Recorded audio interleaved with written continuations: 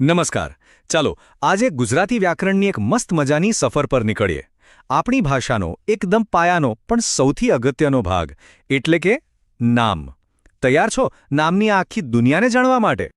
એક મિનિટ માટે ખાલી તમારી આસપાસ જુઓ. શું દેખાય છે? ટેબલ, ફોન, દિવાલ, બારી, કંઈ પણ. આપણે આ બધી જ વસ્તુઓ, લોકો કે જગ્યાને કોઈને કોઈ રીતે બોલાવીએ છીએ, બરાબર ને? તો કઈ રીતે? શું કહીને? અને એનો જવાબ છે નામ. તમે જુઓ, નામ છે ને એ આપણી ભાષાના બિલ્ડિંગ બ્લોક્સ જેવા છે. જેમ બ્લોક્સ વગર કોઈ ઇમારત ના બને, એમ જ નામ વગર આપણે કોઈ વાક્ય જ ના બનાવી શકીએ. એ ભાષાનો પાયો છે. સાવ સીધી વાત. તો ચાલો વ્યાકરણની રીતે સમજીએ. નામ એટલે શું? એકદમ સિમ્પલ.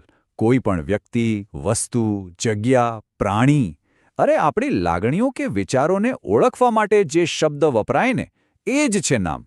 પછી ભલે એ અમદાવાદ હોય, સિંહ હોય કે પછી ખુશી હોય. સારું, તો નામ શું છે એ તો સમજાઈ ગયું. પણ શું બધા નામ એક સરખા હોય છે? ના, બિલકુલ નહીં. એના પણ પ્રકાર છે. ચાલો સૌથી પહેલા અને સૌથી વધુ વપરાતા બે પ્રકારોને સમજીએ: વ્યક્તિવાચક અને જાતિવાચક નામ. પહેલા વાત કરીએ જાતિવાચક નામની. આ એવા નામ છે જે આખા ગ્રુપ કે જાતિ માટે વપરાય, કોઈ એક માટે નહીં. જેમ કે હું કહું નદી, તો કઈ નદી? ગંગા, યમુના, સાબરમતી, કોઈ પણ હોઈ શકે. બસ આ છે જાતિવાચક નામ. શહેર કે છોકરો પણ એના જ ઉદાહરણો છે. એક સામાન્ય ઓળખ. હવે મજાની વાત. જેવું આપણે પહેલા સામાન્ય નામને એક ચોક્કસ નામ આપીએ ને, એ તરત જ બની જાય છે વ્યક્તિવાચક નામ. જેમ કે પેલી નદી હતી, એને આપણે કહીએ ગંગા. પેલું શહેર હતું, એને કહીએ સુરત. અને પેલો છોકરો, એનું નામ છે રોહન. જોયું? સામાન્યમાંથી સીધું ખાસ. આ જ ફરક છે. આ જુઓ, અહીં એકદમ ક્લિયર થઈ જશે. એક બાજુ છે જાતિવાચક નામ. પર્વત, દેશ, વિદ્યાર્થી, આ બધા સામાન્ય નામ છે. અને એની સામે જ છે વ્યક્તિવાચક નામ. ગિરનાર, ભારત, મીરા.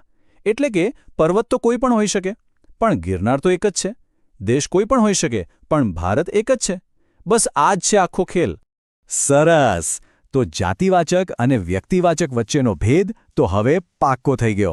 ચાલો ત્યારે નામની દુનિયામાં થોડા આગળ વધીએ. હવે વારો છે સમૂહ અને આપણી લાગણીઓના નામોનો. આ છે સમૂહવાચક નામ. આનું કામ બહુ મજેદાર છે. શબ્દ હોય એક જ, પણ એ વાત કરે આખા ગ્રુપની. મતલબ કે એકમાં અનેક.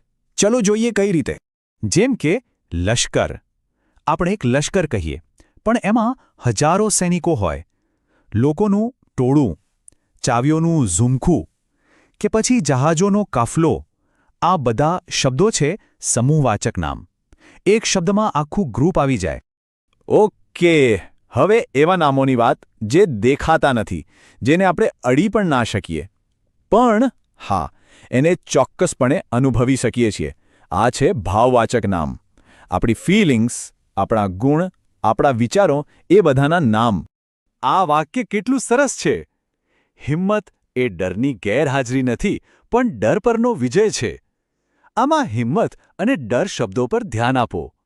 શું આપણે હિંમત કે ડરને જોઈ શકીએ? ના, પણ એને અનુભવી તો શકીએ છીએ જ. બસ આ જ છે ભાવવાચક નામ. આપણી રોજની જિંદગીમાં આવા કેટલાય શબ્દો છે. આનંદ, દુઃખ, પ્રેમ, ગુસ્સો, પ્રામાણિકતા. વિચારો, જો આ શબ્દો જ ન હોત તો આપણે આપણી લાગણીઓ કોઈને કઈ રીતે કહી શક્યા હોત? અશક્ય છે નહીં? ચલો હવે આપણે નામના છેલ્લા પ્રકાર તરફ આગળ વધીએ. આ છે દ્રવ્યવાચક નામ, એટલે કે વસ્તુઓ, પદાર્થો કે મટીરિયલ્સના નામ. હવે દ્રવ્યવાચક નામની ખાસિયત શું છે ખબર છે? આ એવા પદાર્થો છે જેને આપણે ગણી નથી શકતા. જેમ કે આપણે એક પાણી કે બે હવા એવું નથી કહેતા. પણ હા, આપણે એને માપી શકીએ છીએ અથવા તો તોલી શકીએ છીએ. જેમ કે 1 લિટર દૂધ કે 1 કિલો લોખંડ. અહીં જુઓ, સોનું, પાણી, દૂધ, લોખંડ, હવા, આ બધા દ્રવ્યવાચક નામ છે. આપણે કોઈ દિવસ મને 5 સોનું આપો એવું નથી કહેતા, પણ મને 5 ગ્રામ સોનું આપો એવું કહીએ છીએ. જેને ગણી ન શકાય પણ માપી કે તોલી શકાય, એ જ દ્રવ્યવાચક નામ. ચાલો ત્યારે ઘણું બધું શીખી લીધું. હવે થોડી પ્રેક્ટિસ થઈ જાય.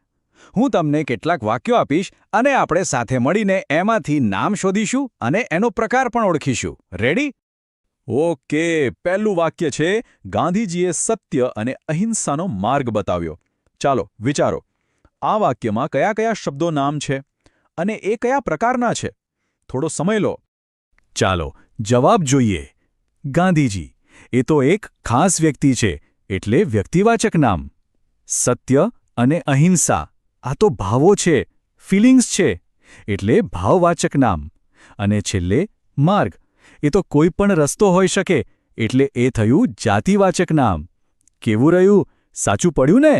સરસ. ચાલો એક બીજું વાક્ય લઈએ.